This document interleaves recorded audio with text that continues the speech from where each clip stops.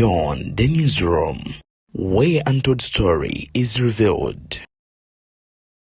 Gwe munnayuganda agenda mu maaso n'okubeera ng'ongoberera nkwebaza kubanga kyokola kya muwendo mungi.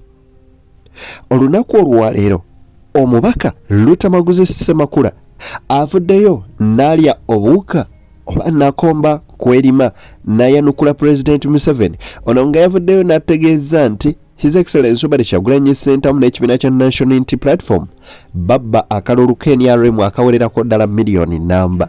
Lutamaguzi obubaka bw'aweerezza eri mukulu Museveni bukambwe ate bunene osaana obwerabireko naawe obyewulirireko. Kaakati ate nno akulira akakiiko akalwanyisa enguzi mu ofiisi ya President kano Nakalema akiguddeko kata bamugajambule. Muganda wange waneeno osaana wekkaanye ensonga zino bulungi. Kaakati na NRM balabuddwa wuno Otafiire abategeezezza nti mugenda bonaabona nnyo mu biseera by'omu maaso olw'enguzi gye mugenze mu maaso n'okulya n'obukyayi bwe musize mu ggwanga lyattu. Nzikiriza wano wennyini we tuba tutandikira enkuwe ebigambo bya musajja mukulu ono ate oba oliawo tweyongereyo ng'ate n'ennamboozi wuno akumye omuliro. Nkusaba n'obwombeefu obw'ekika ekya waggulu vidiyo eno sooka ogimpereka like mwana wattu etambulire ddala bulungi. Tugenda kukozesa authorities ez'enjawulo ate nga nkusengekedde vidiyo eno mu chronological order osobole okubeera ng'oginnyonnyoka bulungi. Buno obubbi obuli bw'enguzi obubbi era bugenda kubasuula kambabulire. Nyinza kubanga sikyali wano yakubanga ngenze kubanga emyaka kigenze nabi olukusa amaaso tegala obuli yakubanga ngenze naye nga abakulembeze bainale bwe buteddamu obuteddimu obuli bw'enguzi bugenda kubasuula mwebalejo n'abapoliisi temutulugunya abantu tembakwata bubi. Ebuvanjuba n'ebugwanjuba ewaka wasigalawo ewasinga. Beyond the newsroom gwe mukutu ogukuleetera ekyo ekisinga katiranga naffe ng'oyita ku noti 77453 ne noti 744 na bino bikulu tetulanga bafere tetulanga basawo ba kinnansi n'abagwa mu koowa eryo. Mwebale kutuwagira. Thank you. Ebigambo bya Kahindo Otafiire ng'akuutira bana NRM abakubiriza okubeera abantu balamu n'okwewalira ddala okulya enguzi n'okubeera nga bafuula Uganda eyettenda abaana baabwe gye baneeyagaliramu. Wasinziridde n'agenda mu maaso n'okubeera ng'ategeeza nti ye essaawa yonna anaatera okugenda naye ekibuuzo kiri nti ensi eba esigadde etya oba agiressa atya. Muganda wange nkusaba n'obwombeefu obw'ekika ekya waggulu vidiyo eno gimpereka like ate mu ngeri y'emu naawe ayagala okubeera ng'olanga bizinensi yo twesige tulange bizinensi yo munywanyi tojja ate kubeera nga wejjusa. Tukubireko ku simu zaffe weziri awo wansi ku screen ate zibeera zitambula ojja genda mu maaso n'okubeera ng'ozifuna ate ensonga tuzitambulize ddala malidadi sana. Omubaka Lutamaguzi Ssemakula wa Nakaseke avuddeyo n'alabula Museveni n'amugamba togeza yadde okuddamu okubeera ng'okyogera n'okiyisa mu kamwako kuba kino eno kyoleka bulungi nti gwe watubba akalulu era omanyikiddwa n'obubbi bw'oliko obw'akalulu buli ku international level. Soze ensonyi n'obuntu bulamu. They can deceive anytime, they can accuse you of anything. Naye ng'okimanyi nti ate mwami Museveni eyabba akalulu ekyo kiryo kati akikomeza eyabba obululu ate akomye. Omanyi basajja bano bagezi bwakubba ente ate yagenda akuba enduulu. Omubbi yagenda akuba enduulu omubbi wuuyo ng'ate yabbye. Kakati ffe abamu tumutegeera twamugamba kati tuyingira mu kalulu twamugamba nti guli obadde ng'obba akalulu ng'abakubbira akalulu baakukyaloko ne basigala nga bakunnumba ng'olwo omusajja omusiraamu ono yabba akalulu ntera omulaba ng'agenze ne ku mizikiti gy'abantu ng'asaala ne banna abalala. Mulundi guno twamugamba tugenda ne pulaani 3, pulaani A, pulaani B ne pulaani C. naye major tugenda kulilayinga ku plan NSC. Plan B teriimu eyo twagijjeemu ndowooza abategeera ebyobufuzi muba mugitegera. Kati kwe kutandika ebiboozi ebyo bye mulaba ate abakubba akalulu ate bookwata abavubuka n'obateeka mu makomera. Kuba akalulu kyakaggwa abaana b'NUP bonna abasinga babasibye. Babateekako ebisangosango balaba toliiwo nga mu ddirisa lyo basuulamu bicepe by'amagye. Mukati bagamba n'engatto emyufu nakyo kyambalo ky'amagye n'enkofiira emyufu kyambalo ky'amagye ne t-shirt emyufu. Okusinziira ku mubaka Lutamaguzi Ssemakula agamba ye talabanga muntu atalina nsanga Museveni agenda mu maaso n'okubeera ng'akwata abaana b'abandi n'abavundiza mu makomera ku bwereere. Ono nno wasinziridde n'okubeera ng'ayogera ku abo abagenda mu maaso n'okubeera nga bakwatibwa olw'ebyobufuzi n'agamba nti Museveni bw'aba agamba tewamubba akalulu ng'ate naguno gwaka abaana ba NUP bakyagenda mu maaso n'okubeera nga babasiba nga n'abalala bavundira mu makomera kiki kyaba ayogerako. Ebigambo bya Lutamaguzi si biwoomu yadde eddakiika embweti. Ebuvanjuba n'ebugwanjuba ewaka wasigalawo ewasinga. Beyond the Newsroom gwe mukutu ogukuleetera ekyo ekisinga katiranga naffe ng'oyita ku noti 7745458 ne noti 7442641 na bino bikulu tetulanga bafere tetulanga basawo ba kinnansi n'abagwa mu koowe eryo. Mwebale kutuwagira. Thank you. Nabo babigazeti nga nabo byambalo by'amagye ensonga lwaki mulaba abaana abasinga babakutte. Naye ebyo ebigambo si byewuunya okubanga head of state yabyogedde. Izini panic mood kati batunula baga kiki ekitutte tuliko. Kati luli bakugambye mubakubye Kyagulanyi ne bagamba mbu yagudde. Kakati luli bakugambye mbu bakutte mukuumi wa Kyagulanyi. Ono muvubuka gwe bateeka mukomera mbu bamusanga. Kakati bo ababaka bana NRM bavuddeyo ne bategeeza nti kituufu akalulu ka President Museveni n'akaabwe kagenda maaso n'okubeera nga kabbibwa mu kalulu ka 2021. Ababaka baneeno bo bategeeza nti ekituufu kiri nti twandibadde tuwangula nga n'ebitundu 7 ku buli 100 naye ate NUP yatubba nnyo annyini ddala. Abantu kwati obalimba mutwale mu kooti. Omusajja omukulu w'emyaka ngezi okwogola ati obalimba mutwale mu kooti kiragira ddala nti alina obujulizi 100 ku 100 obumala.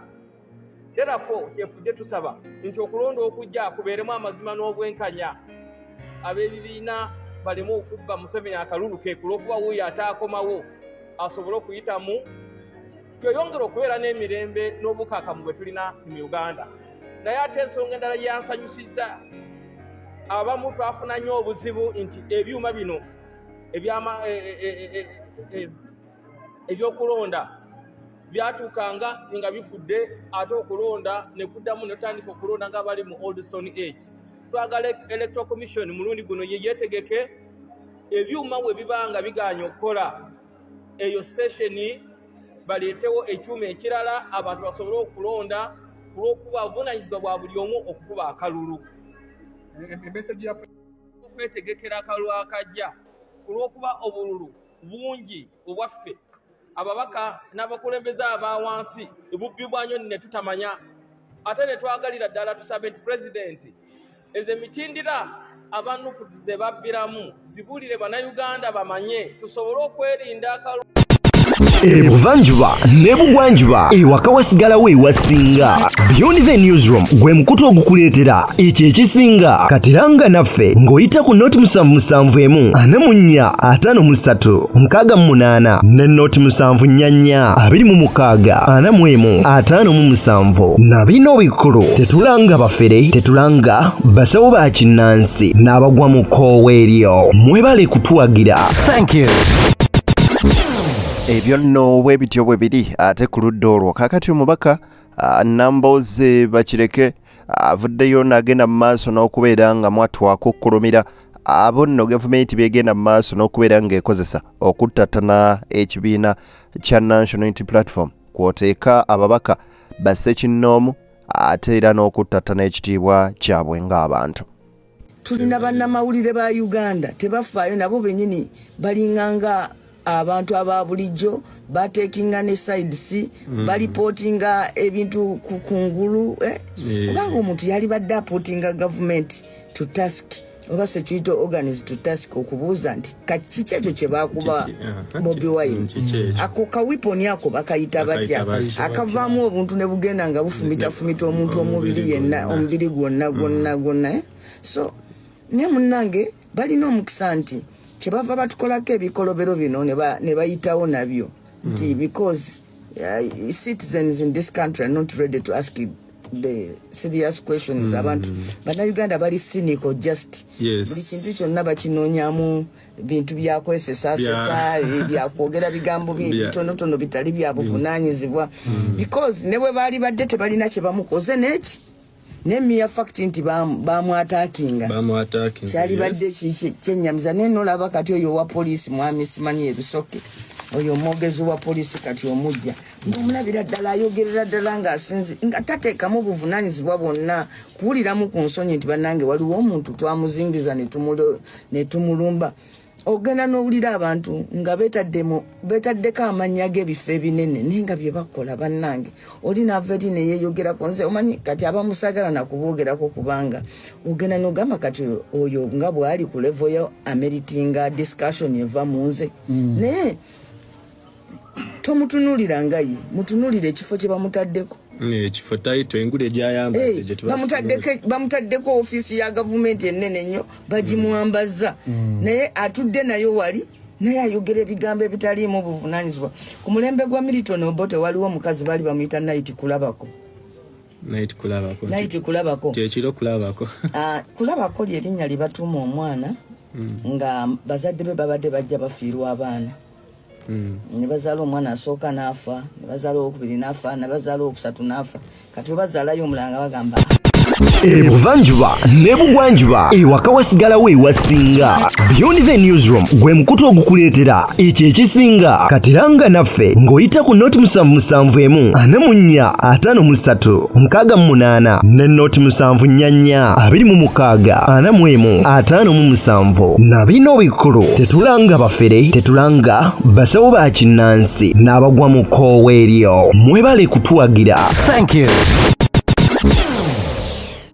Ebyo nno bye bigambo by'omubaka Betty Namboze bakireke wa mukono kakati baba n'abayizi ba Makerere bagasimbaganye n'akulira akakiiko ak'okunoonyereza ku buli bw'enguzi amanyikiddwa ba IGG Betty Kamya kakati ono agenze okuvaawo nga ennyindo y'enkata kambikuwe nabyo gene maaso n'okubeera nga obiraba.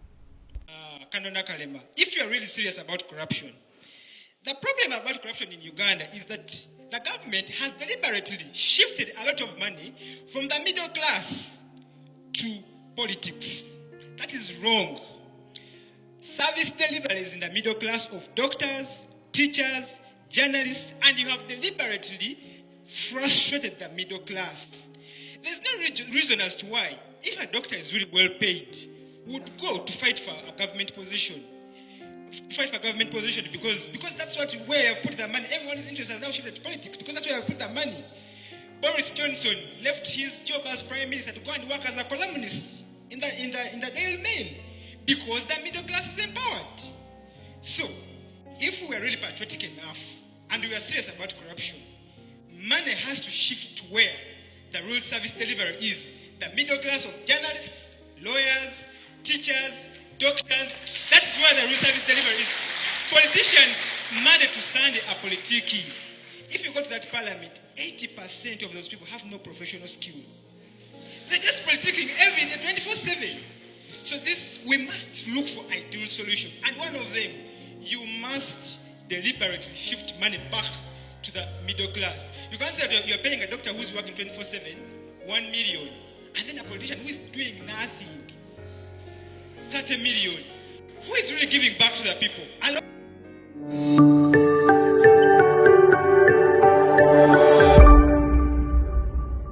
Beyond the Newsroom, where untold story is revealed.